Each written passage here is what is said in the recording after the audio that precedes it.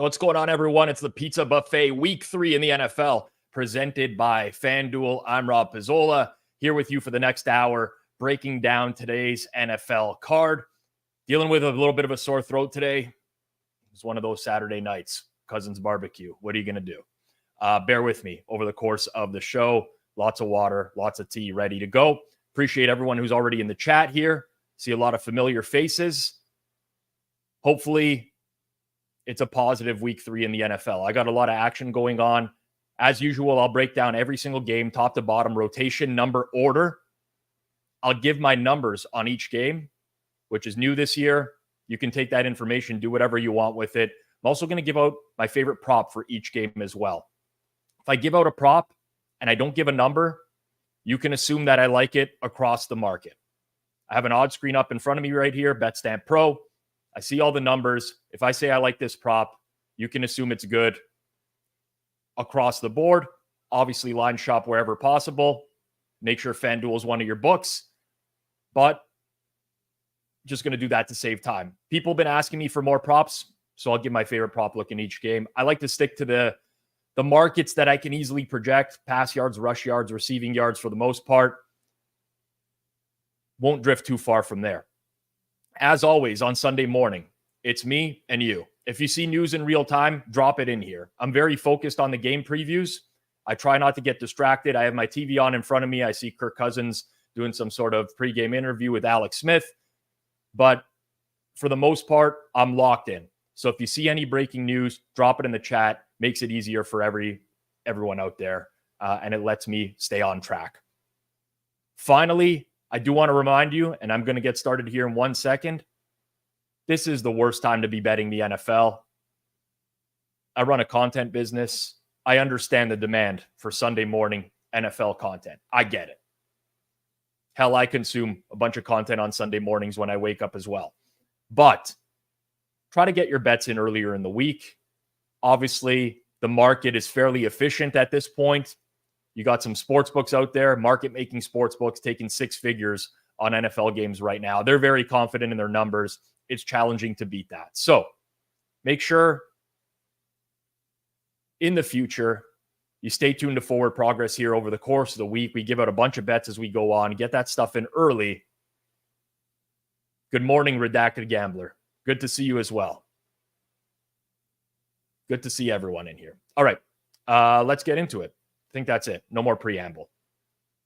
Chargers and Steelers. Obviously, lots of market movement on this game this week. Most of this having to do with Justin Herbert's injury. I make the spread, Pittsburgh minus 2.7, total 35.2. These come with an asterisk next to them because we got a Chargers offense with an immobile quarterback in Justin Herbert, dealing with a high ankle sprain against the Steelers defense. Not great. The Chargers offense is very vanilla as it is. Josh Palmer is banged up. But the one thing you do not want against the Steelers defense is immobility. You're seeing FanDuel out to a 3 right now. Basically, half the market at 3, half the market at a juice 2.5. Totals come down quite a bit in the game as well. Justin Herbert's going to have to do more in this game than any other game that he's played so far this season because of that defense on the other side. What I imagine will happen in this game, and this is not a secret to anyone, Harbaugh's going to want to run the ball. The Steelers can stop the run. They have good run-stopping personnel. In week 1, they held Bijan Robinson in check. I don't hold out much hope for the Chargers offense. I really don't. Be a different story if Herbert did not have that ankle injury, but we live in reality and he does have that ankle injury now. What are you going to do? Would have loved Herbert in this spot and the Chargers in this spot. This makes it just much, much more difficult. On the other side, you have some injuries in the Chargers secondary. Nothing major. I mean, the Chargers defensive numbers this year are great, but they're way overstated. I mean, they're number 1 in points allowed, EPA per play, EPA per drive. They've played Las Vegas and Carolina's offenses. I'm not sure Pittsburgh's going to be the one that takes advantage, but at some point or another, we'll fade this Chargers defense because the stats are through the roof right now based off of quality of opponent. And this Pittsburgh offense is just really vanilla as well. Very clear.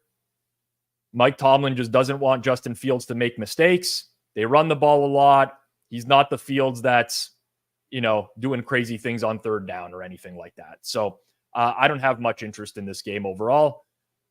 I like Najee Harris receiving yards over 4 targets in a couple games. His number is really small here, but this is more so with Pittsburgh protecting the ball, and Fields does look underneath quite a bit.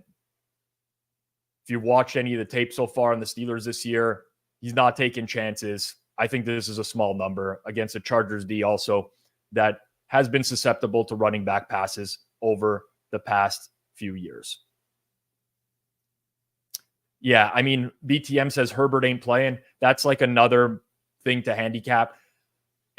Normally, if I wasn't on air on Sunday morning here, what I would be doing is just queuing up Steelers at the majority of my sports books and just waiting on a Schefter tweet or any sort of tweet and then just clicking away as soon as that happened.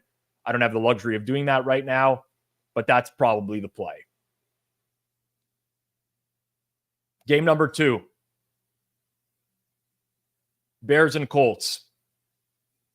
Looking at the current market right now, basically painted 1.5 across the board.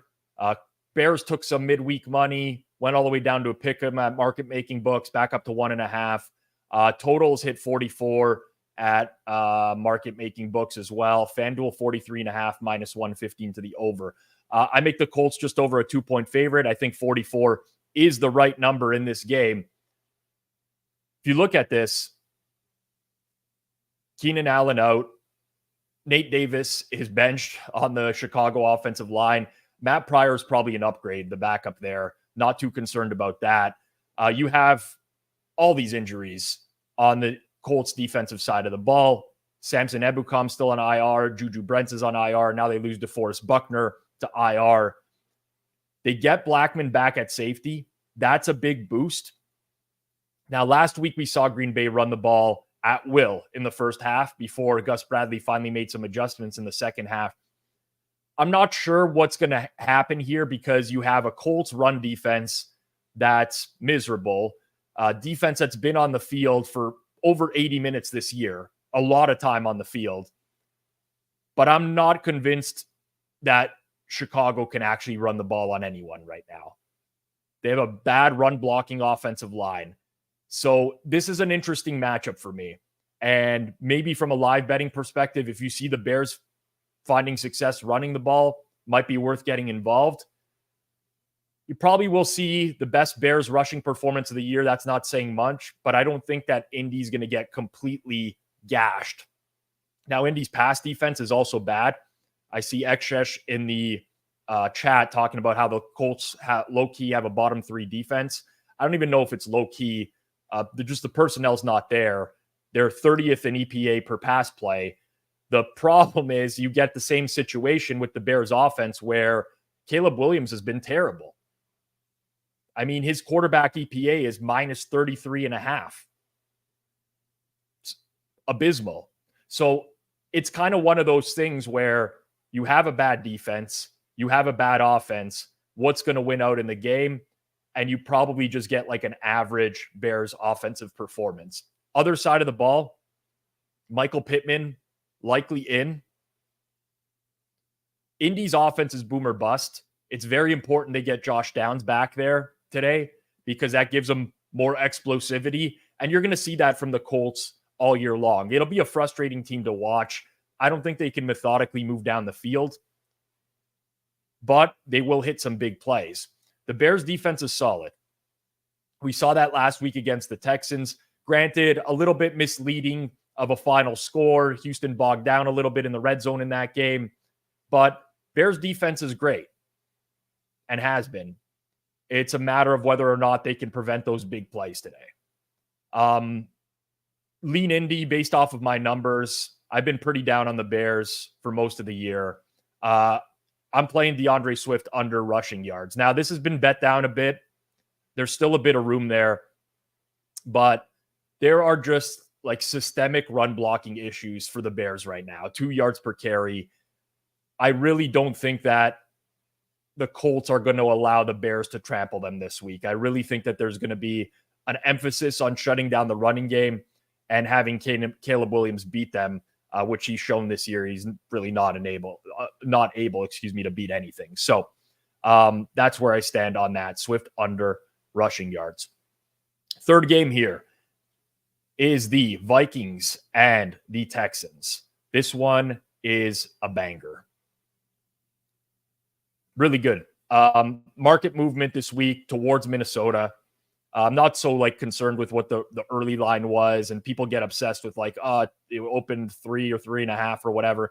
Really, there wasn't an opportunity to grab those numbers unless you bet them extremely early or on look ahead numbers. But the market's kind of settled here at Houston -2. It's a -1.5, -115 at Fanduel. My numbers lean towards an edge on Houston in this game. There's a lot to talk about, and we're in week 3 of the season here. It's incredibly challenging to figure out what some of these teams are that were different than preseason expectations. I like the Vikings. I do. They've been very impressive so far. Last week's win over San Fran, a little bit misleading. I don't want to take a lot of credit away from the Vikings because they still played a coin flip game against the 49ers, a game where they were an underdog at home. But they get the 97-yard touchdown to Justin Jefferson. You get some Brock Purdy issues in the red zone. Overall, maybe the Vikings a little bit higher, looking a little bit better than they actually are. With that said, offense is great. Number 1 in yards per play, top 10 success rate, top 10 EPA, and they've turned it over 4 times as well. So to be top 10 EPA with those turnovers, solid. This is a different test on defense right now. Texans D-line is very good. They have a very smart, defensive-minded head coach in DeMeco Ryans. Interested to see how Minnesota's offense fares in this game. On the other side, I shouldn't even really have to point this out, but Joe Mixon and Dameon Pierce being out doesn't move the needle for me whatsoever. It's the Cam Akers show today. He looked fine last week coming in relief. Not a significant factor. I'm wondering how the Vikings defense is going to hold up in this game. Because great defensive coordinator, but they do not have the personnel to match up with this Texans passing game. You have Stephon Diggs versus Byron Murphy in the slot. Nico Collins, as good as he is, and people recognize how great he is, he's probably underrated. He's like an A-tier receiver at this point as well. The big concern for me with Houston in a lot of games, the coaching staff is not going to get it right offensively. You have CJ Stroud with Nico Collins, Tank Dell, Stephon Diggs, Dalton Schultz. But these guys come out, they run the ball on early downs. It's the same thing as last year.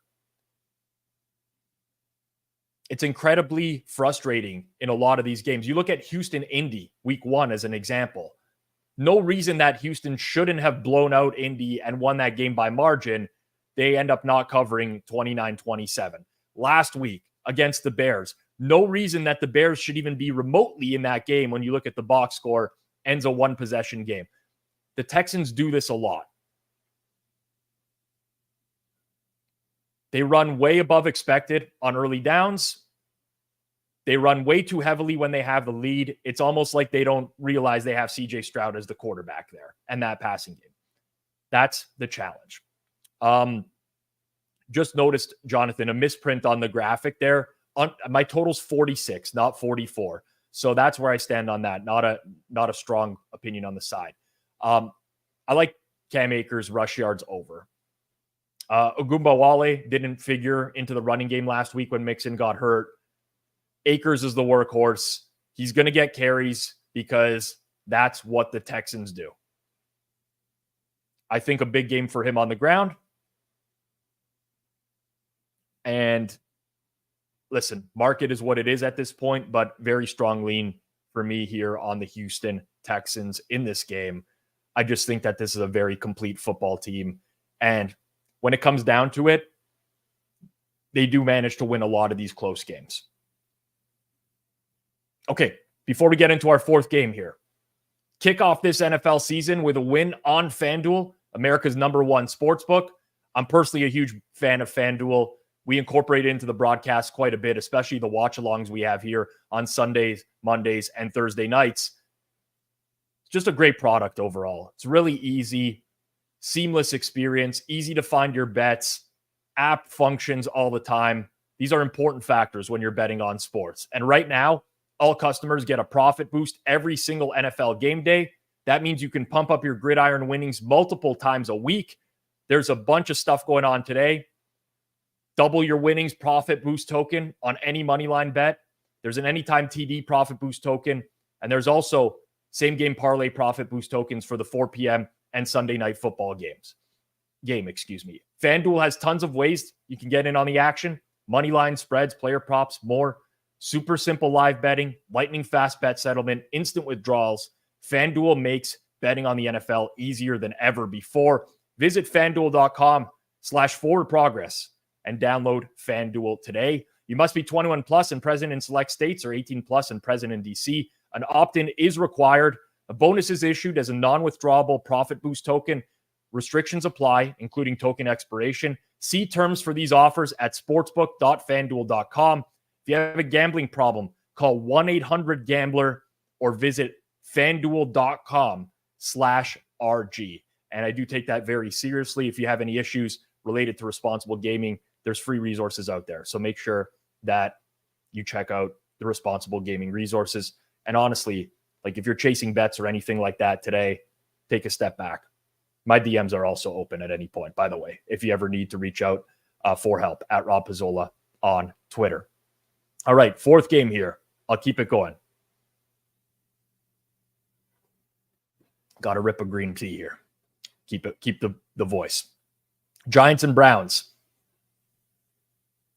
Interesting matchup. I make this Cleveland -6.2, total 38.8. You see those up on screen for every single game.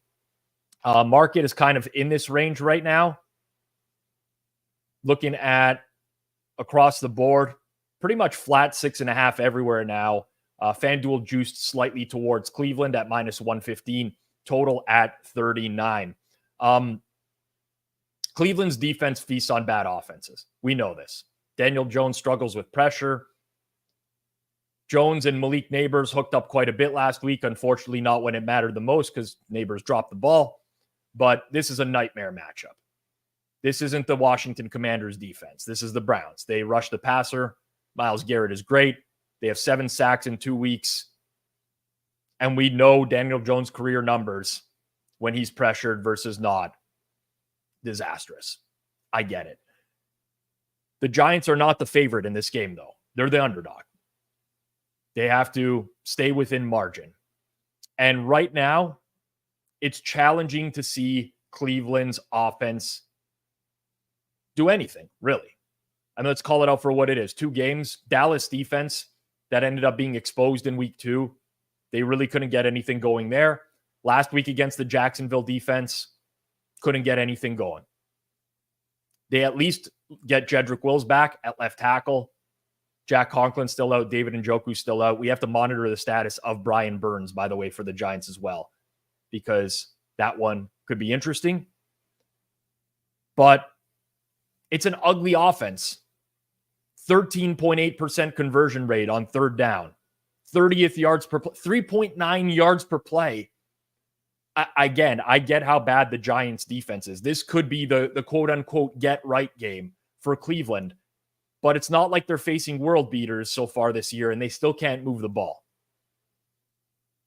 Now, again, Wills being back at left tackle will help, especially if Brian Burns plays. Kayvon Thibodeau on the other side has been useless this year. I don't like either of these teams, but I do like Devin Singletary under receiving yards in this game. Again, this is purely based off of Giants tape. His receptions have come in bad spots, defender on him, not much opportunity for yards after catch. Ferocious defense here. That's where I would be going, is under receiving yards. I know he gets a lot of targets. That's the concern here, but he just doesn't have an opportunity to break anything with the way that Daniel Jones has been getting him the ball. So that's it for that. 5-2 Cleveland's final score. Honestly, if there was ever a 5-2 game, this probably isn't it. I would be surprised if Cleveland only scored 5 points. I don't think people simply realize Deshaun Watson is worse than Bryce Young right now. That's a stretch. I would strongly disagree. However, he is bad and has played poorly. Just not as bad as Bryce Young. One of the games of the day, Eagles and Saints. Really looking forward to this game. I'm not confident in my number on this game. I'll throw that out there in the early going. It's taking me a long time to catch up to the Saints here. Do have an edge on Philadelphia. Do what you will with that. Taysom Hill, doubtful for this game. Probably not going to play. We'll see how that impacts the Saints offense. They were trying to utilize him a lot more in different packages this year, but the Saints offense does look legit. Number 1 EPA per dropback, number 1 passer rating, Derek Carr. He's only been pressured on 19% of dropbacks. That's 3rd best in the league. Tylese Fuaga, their first round pick, left tackle, 0% pressure rate. This offensive line was supposed to be an issue. It has not been an issue at all. And that's one of the reasons you see New Orleans bet out all the way to where they are right now in market at -2.5, -118. Right? A lot of the talk in this game was the look ahead was like Eagles -3.5 or something. Forget about the look ahead for now. This is what the market is now. Is the Eagles defense going to be able to slow down this offense? Well, the defense has been terrible. 30th in EPA per play, 30th in EPA per drive. Disaster. And part of the reason is they cannot generate pressure. They've given up tons of big plays because they can't get after the quarterback. Look at what happened at the Kirk Cousins final drive on Monday Night Football. Going into the year, I would have said the Eagles D-line against the Saints O-line is a catastrophic mismatch for the Saints. But so far this year, New Orleans O-line's held up. Philly's D-line has not. My gut is that the Saints offense just keeps rolling in this game. Unless Bryce Huff and Jalen Carter figure it out, the Eagles don't have the secondary to keep these Saints receivers in check. Philadelphia's offense still missing A.J. Brown. And the explosivity is hurt a little bit by him being out. Obviously, a player of his caliber matters. What'll be interesting to me here is that the Saints played Carolina in week 1. A team that they got out to a 20-0 lead so quickly in that game. Carolina abandoned the run. They're not a team that could really run the ball anyways. Week 2, Dallas can't run the ball. This is the first time the Saints are facing a team that can run the ball. Still a strong offensive line. So we'll see how that Saints defense holds up. They get Marshawn Lattimore back. That's big for them. But I'm really interested in this game. Lean to Philly based off of my numbers, but the confidence in that number, very small. What I'd play in this game from a prop perspective, Derek Carr over on passing yards. I don't think he's being lined correctly just yet. They're taking downfield shots. I know this is the Fangio defense that'll try to keep stuff in front of them, but it hasn't been working this year. I think this number is too small. The only thing that stopped Derek Carr from hitting 300 plus last week was they got out to such a big lead. that they didn't even have to run. They didn't have to throw the ball anymore.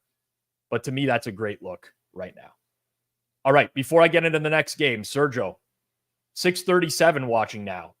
Please, for everyone who's watching, I assume you're enjoying the content or else you wouldn't be here. Just smash that like button down below. If this is your first time watching the Pizza Buffet, make sure you subscribe here to the channel as well. Goes a long way in helping us grow the content. I could be doing lots of things on Sunday morning. I'm here with you guys. So just do me a favor, smash the like button down below. Moving it along, Broncos and Bucks. This one is, the old opposite of Superman. It's the stoppable object meets movable force type of game. Tampa -6, 41.4 is my number in this game.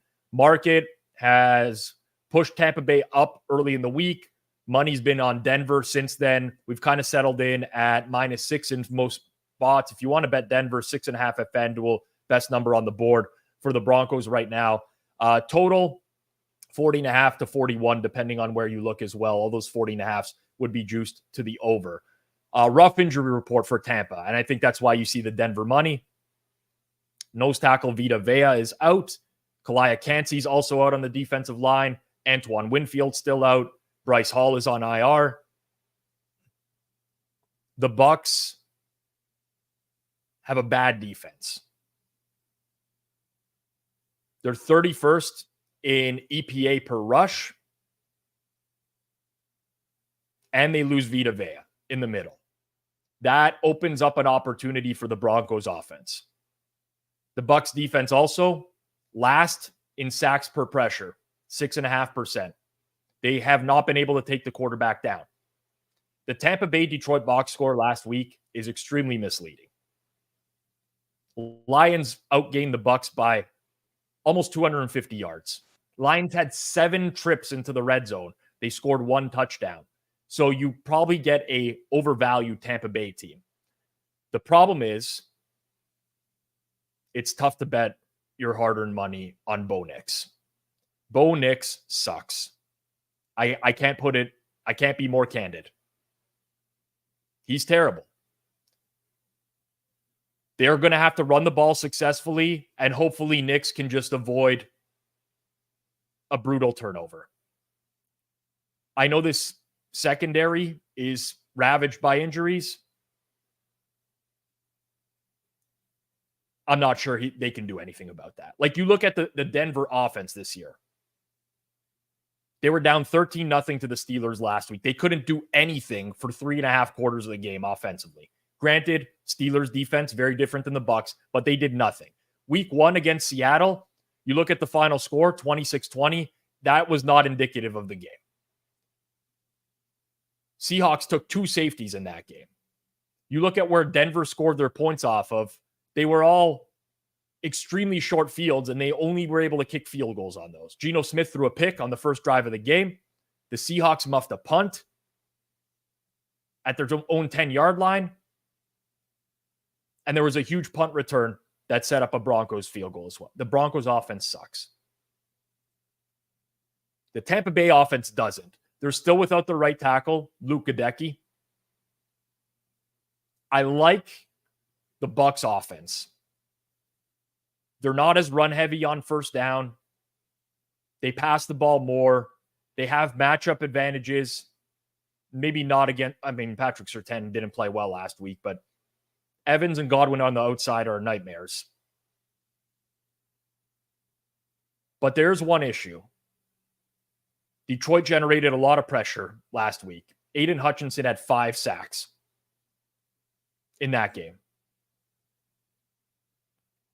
Denver leads the NFL in pass pressure percentage at 46.3%. Baker will do his thing. He'll avoid some sacks. But Denver brings pressure. Their pressure rate when they blitz is 68%. They get home. Really challenging, but that's where I'm at on the handicap. For props, I like Dulcich under receiving yards. It's not a big one. Of all the games, this is probably the worst prop I've had. 8 targets last week. And they had a horrible offensive game. Horrible. I think they try to get Cortland Sutton more involved this week against the bad secondary. I think Dulcich is going to receive significantly less targets. All right. It's a good question, Ekshesh. Who are the Bucs to lay 6.5? I agree, because they had a lot of teams today. Jordan Love inactive. That was fully expected on my part. Talked about that as the best bet on Wednesday best bets. Justin Herbert active. No surprises there, I would say. No surprises. And we shouldn't really see much market movement based off of that news, in my opinion. Keep moving along here. We're here now. Titans, Packers.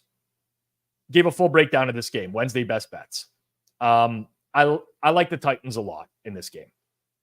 A lot. I am going to maintain that Malik Willis is a terrible quarterback.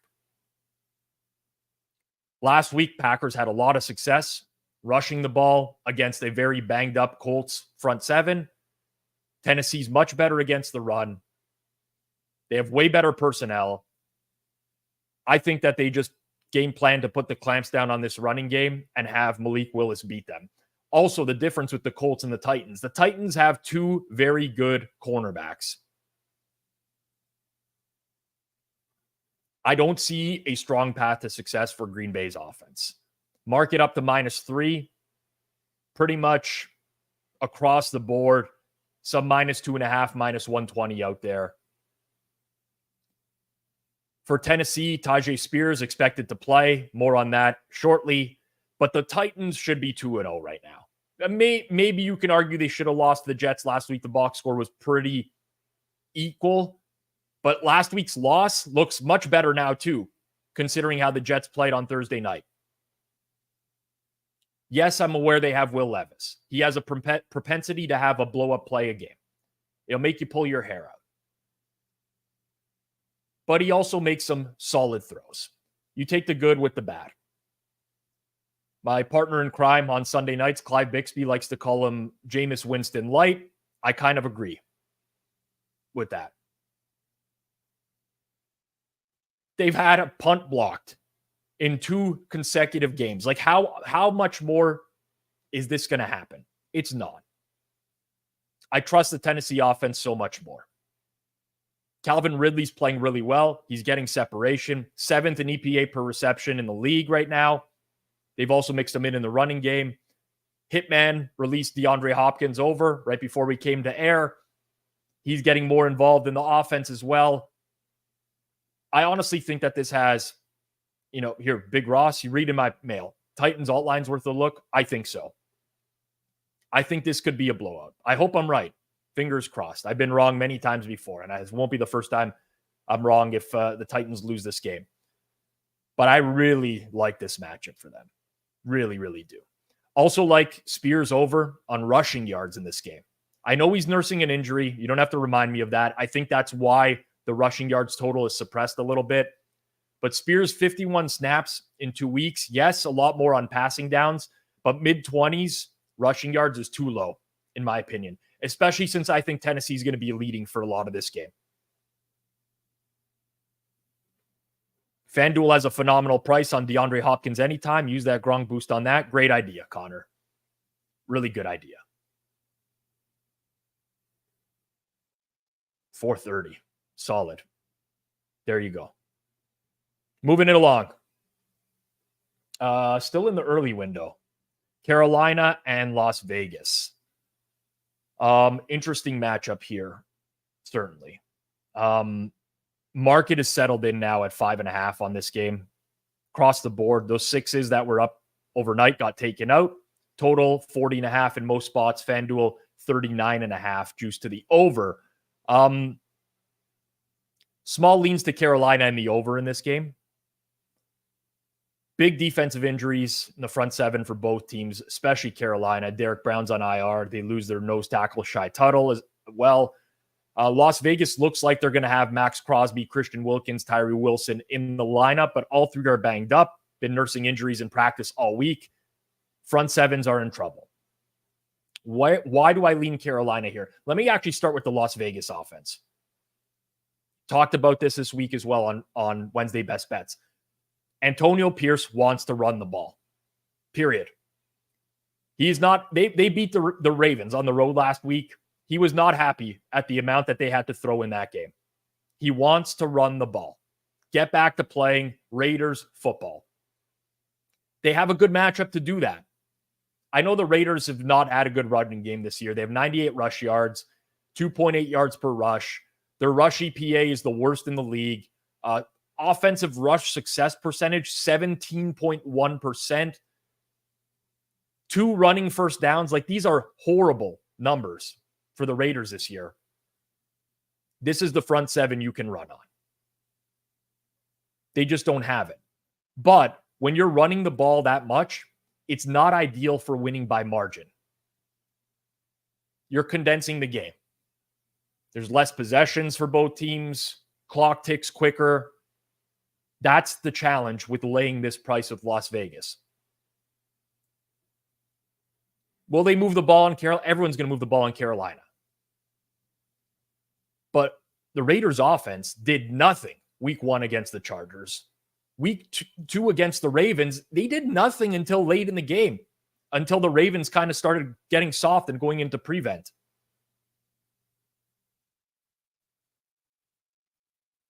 On the other side, Carolina finally has a pro offense. At least Andy Dalton gives the Panthers a chance on offense. I mean, he is a monumental upgrade over, like, he can make a throw. Bryce Young cannot complete a forward pass. So they have that going for them. I will still maintain that Carolina's O-line is not that bad. They have issues at left tackle, but the rest of the O-line, very serviceable for a veteran quarterback like Dalton. You guys know my stance on Deontay Johnson. I think he's one of the more underrated receivers. And you know what? Andy Dalton might be better than Minshew. Probably not, but there's an argument to be made that he could be. Like, who's Gardner Minshew? So this will be interesting because obviously no one wants anything to do with the Panthers, and I completely understand why. But I don't know how you lay it with the Raiders in this game. I don't. I mean, we're going from New Orleans -4 week 1 against Carolina now to 5.5 Raiders. I mean, we've learned a lot, yes, certainly about Carolina. They're way worse, and the defense is way worse, but I don't like it. I'm targeting Jacoby Myers under receiving yards in this game. Just doesn't get enough targets. I mean, this offense is Devontae Adams and Brock Bowers. Devontae Adams has 18 targets in 2 games. Brock Bowers has 17. Myers has 8. And on top of that, heavy run game plan for the Raiders. I don't see it. Under 32.5, Jacoby Myers. Dalton, worth 3 points for his hair alone. God, I wish I had Andy Dalton's hair. I'll tell you that right now. Look at this. Just getting a little thin up there. Getting thin. Josh Palmer out for the Chargers. Even, like, Harbaugh might run the ball 100 times in that game. I completely understand this stance as well, Connor. You're going to see a lot of clock ticking in this game. I do account for that in my number, though, as well. Take that for what it's worth. Okay, on to the late games. Nice late window today. 5 games. Dolphins and Seahawks. Miami took some steam this morning. Miami was bet in market. Market making books moved to 4. You can get 4.5 Miami if you like that at Fanduel. Based off my number, I do not. But if you are looking for a Miami price, Fanduel 4.5 -115 is really good. Totals at 41.5 across market. I don't have a lot of confidence in my number on this game. Skylar Thompson is a downgrade, but I don't like Tua all that much. You have all this data to suggest quarterbacks get a bump in their first start. Backup quarterbacks, when they come in for the starter, that first game, like Malik Willis last week as an example. The problem is that we've seen Skylar Thompson many times before. There's tape on him. He just hasn't been good. He filled in for Tua a couple years ago.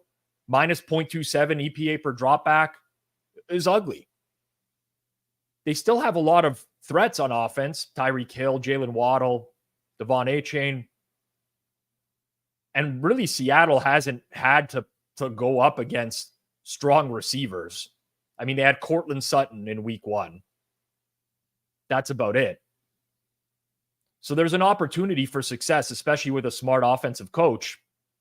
Seattle's defensive front 7, Uchenna Nwosu is out again. Jerome Baker's out. Boye Mafe is banged up big time.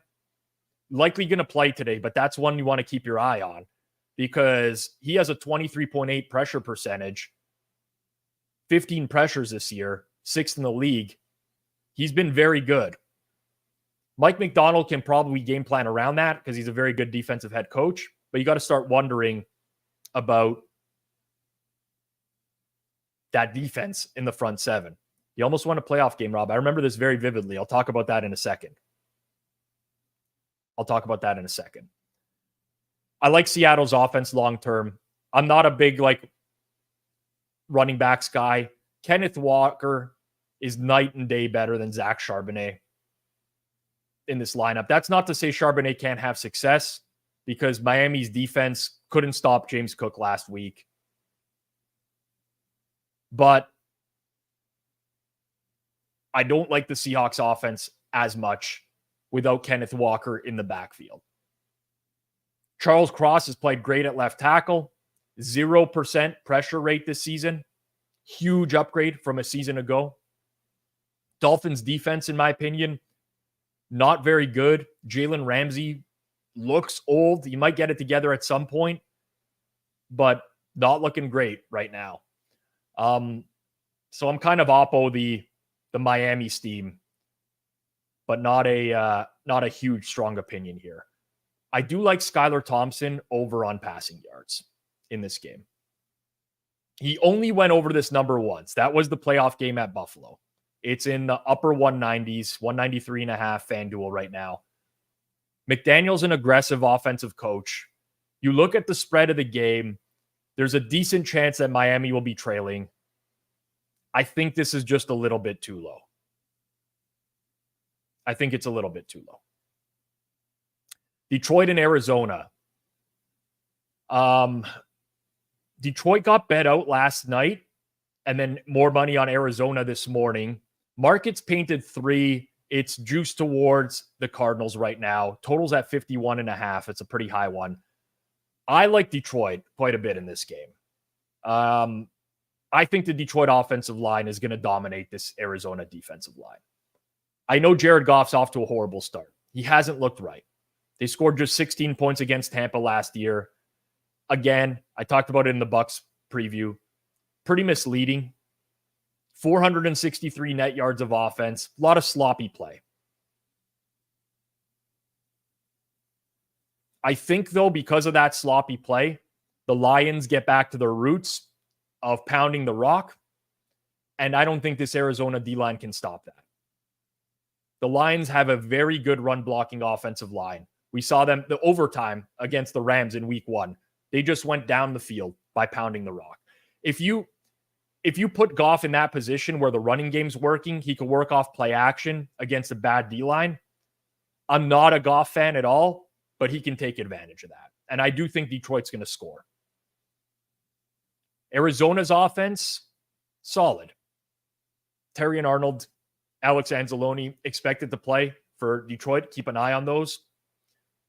The issue I have with the Cardinals offense is their right tackle, Jonah Williams, is on IR. Kelvin Beachum, who is not good, has a hamstring injury, might miss today's game as well. So that's going to be Jackson Barton in line to get a start at right tackle. Never started at right tackle. Never started, period. We just saw what Aiden Hutchinson did to a backup right tackle last week. More of that again. And listen, Baker is not Kyler Murray with his mobility, but he can scramble, and he did a little bit last week. That's a problem, first and foremost. Second problem, Kyler Murray, negative 0.62 EPA against the blitz. 29th in the league. Lions are blitzing at a high rate. I like the matchup on both sides of the ball. I really do. Detroit's run defense is also a big plus in this game. Their rush defense so far this year has been somewhat league average. Not a lot of personnel turnover year over year. They actually added DJ Reader. They were 8th in success rate stopping the run last year, 4th in EPA. James Conner is great. Love him. But this is a tough matchup for him. So, I mean, market has upgraded the Cardinals a lot or downgraded the Lions or some combo of both.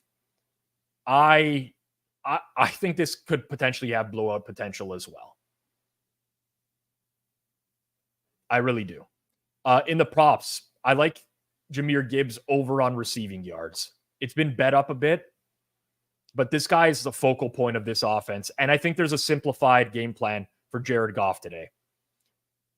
Gibbs has 13 targets in 2 games. This is not a good Cardinals defense. They struggle to tackle.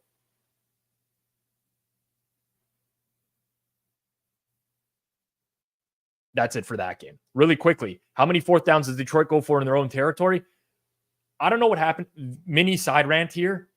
That playoff game against the 49ers last year, it put Dan Campbell's brain in a pretzel because I don't know if he has any idea what he's doing this year on the 4th downs. Sometimes they're going, sometimes they're not going. Doesn't seem to make any logical sense as to what's happening. They've kind of lost their edge on that, in my opinion, just a little bit. We'll see if they get it back at some point. Okay. Baltimore, Dallas. I make the Ravens a 1.6 point favorite in this game. I make the total 47.5. If we look at the market right now, a lot of ones out there. Baltimore -1, some 1.5s. Fanduel's 1.5. Total's been bet down to 47.5. So it's kind of moved the way that I project the total as well. I want to let everyone know I'm a Dallas Cowboys fan. When I'm full screen, you see the logo behind me over here. I root for the Cowboys. I try to remain impartial on these games and unbiased as much as possible. I don't like this matchup for Dallas. First and foremost, the Cowboys have this obsession with pounding the rock, running the ball, even though they don't have a running back. And they don't have a good run blocking O-line anymore. Like the O-line is way worse than it has been in past years. I don't have any faith in this coaching staff to get away from that. I don't. And this is a Baltimore defense that is very good against the run. 2.7 yards per carry allowed this year. Number 1 in rushing success rate. They're not the greatest at getting pressure. Bottom 5 in the league right now. Pass defense is susceptible, but I'm not sure the Cowboys O-line can truly hold up against anyone at this point, based off of what I've seen so far this year. Don't love it for Dallas's offense. Baltimore's offense, Jordan Phillips goes to IR for the Cowboys. It's another defensive lineman gone. They didn't activate another defensive tackle, so that means Mazai Smith is going to play. Mazai Smith is probably the worst defensive lineman in the league right now. Complete miss of a first-round pick last year. Dallas's interior D-line is going to get eaten in this matchup. They can't stop the run. They got destroyed by the Saints rush offense last week with like no real great run blockers on the O-line. 31st in rush EPA, 31st in rush success rate on defense. Derrick Henry is washed, but this is the team that he can kill.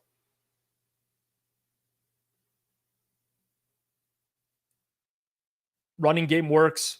Lamar Jackson works a lot better. It's not all on his shoulders. I'm very fearful of what the Ravens offense could do to the Dallas defense. One last thing on this game. This is like very basic, what I'm about to say here. Look at Tua last week against Buffalo. Tua has like a career of beating bad teams, getting throttled by good teams. That's his entire career in the NFL. The Cowboys crush bad teams, can't beat the good ones. As consistent as it gets. Even the games that they win against good teams like Detroit last year are absolute flukes. like a fumble on the goal line for the Lions. Baltimore or nothing. In the prop game, Derrick Henry over. It's like the only time I'm going to play Derrick Henry over. I hate myself for even doing it because I think he's cooked, but I do think this is the game where he goes off. Honestly, don't even hate the alt looks. Yeah, producer Jason circling him there. 100 plus, plus 280. This could be the game. You know, a lot of comments here. They're easy to plan against. I'm blanketing CD. Now, at least they get Jake Ferguson back this week. It's another weapon. But it's too easy right now for opposing teams. Okay, San Fran and the Rams. Rams money this week, and that was purely based off of the 49ers injuries, especially the George Kittle one. We got FanDuel sitting at 6.5 minus 115. Rest of the market at 6. I think that's a fine number. Honestly, I think this game has been bet into where it should be. Significant injury impacts on both sides of the ball. You know, I say this, good luck trying to make a number. When you have like these cluster injury, CMC, IR, Debo's out, Kittle's out, Nick Bosa dealing with injury, Travarius Ward dealing with injury, Puka Nacua, IR, Cooper Kupp's out, Steve Avila, Jonah Jackson, Joe Nopu missing on the offensive line, Darius Williams still on IR, John Johnson went to IR, Kobe Durant's banged up, Bobby Brown's banged up, Stafford's possibly dealing with an injury. There's so many moving pieces on this game.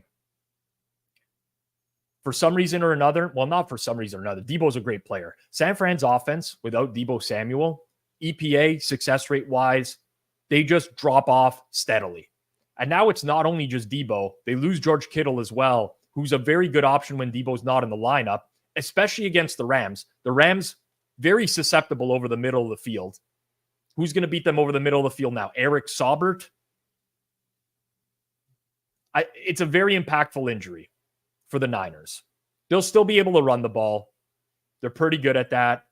The Rams really can't defend the run. They've given up 26 first downs on the ground this year, most in the league. But the injuries do matter for San Fran.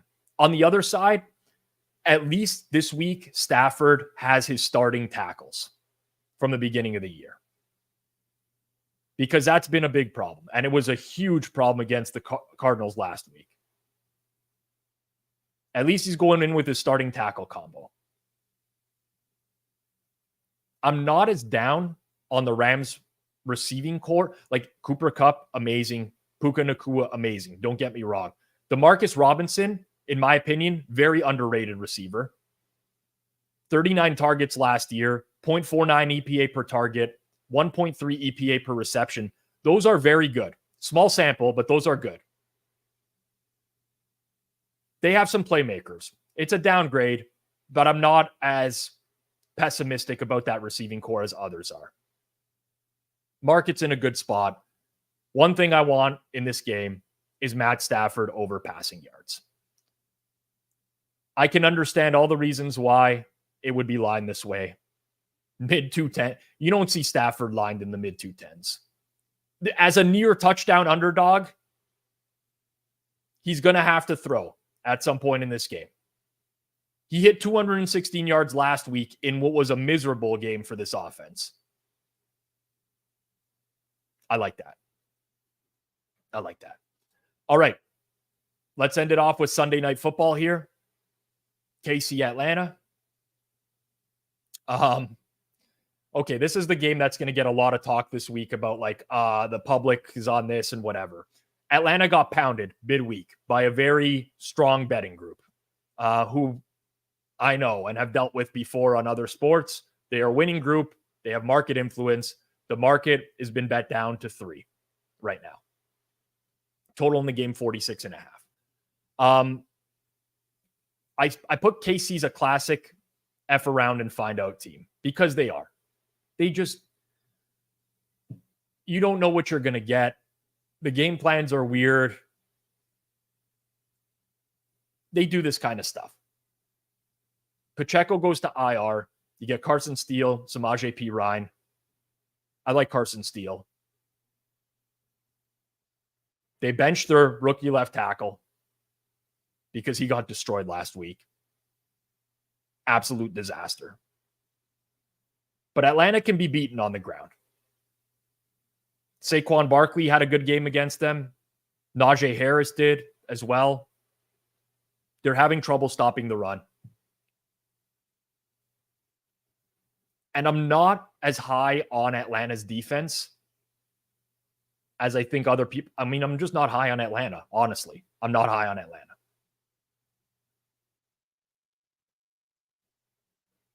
I could see a good defensive performance because KC does struggle to generate downfield still. Even with Xavier Worthy last week, they couldn't generate downfield against the Bengals defense. It's a challenge for them. And Mahomes' ADOT is way down. A lot of stuff underneath. Travis Kelce doesn't separate anymore. But at the end of the day, it's Mahomes. They'll score some points. Atlanta's offense, I have no faith in this current version of Kirk Cousins against the Kansas City pass rush. Like, this has to be a Bijan Robinson great game. Yeah, Cousins was a little bit more mobile against the Eagles' pass defense is trash. He couldn't really beat it until they went into prevent in the final drive of the game. The Chiefs force a ton of hurries. Chris Jones is a beast on the interior. I think this market is adjusted way too much. I really do. And listen, there's people out there that they just want to be on the side that the sportsbook is cheering for. I understand why that's the case, but a reminder, the sportsbook is cheering for Atlanta +3 at +110 because they're booking all the KC -110 bets. Sportsbook, Atlanta +3 +110. That's the position that they have. You're betting Atlanta +3 -110 just to be on the same position as the book. This is why the fade the public strategy is a joke and doesn't work in the long run.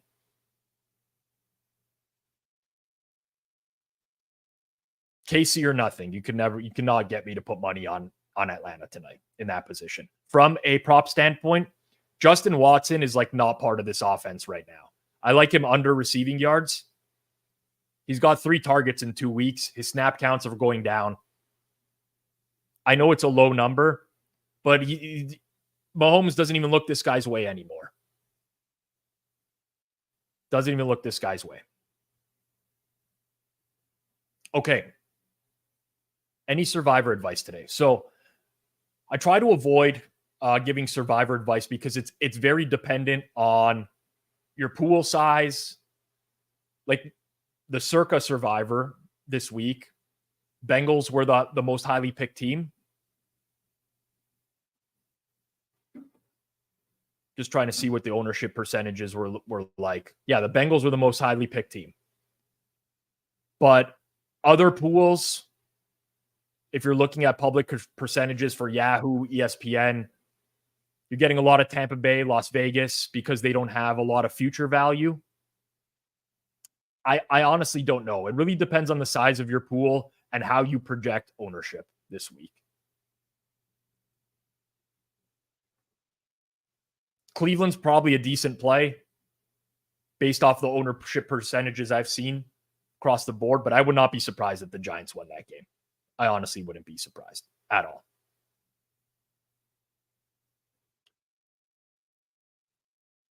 Favorite long shot anytime TD bet? I would take a look at Miles Sanders, what his prices still are in the market. I can't quit this guy. I can't quit this guy. Was taking the Jets bad? No, absolutely not. You won, and it was a very low ownership percentage. Solid. Johnny Munt, that's the Hitman special for the week, 11-1. Miles Sanders +440. Don't hate it. Who else would I consider a decent long shot?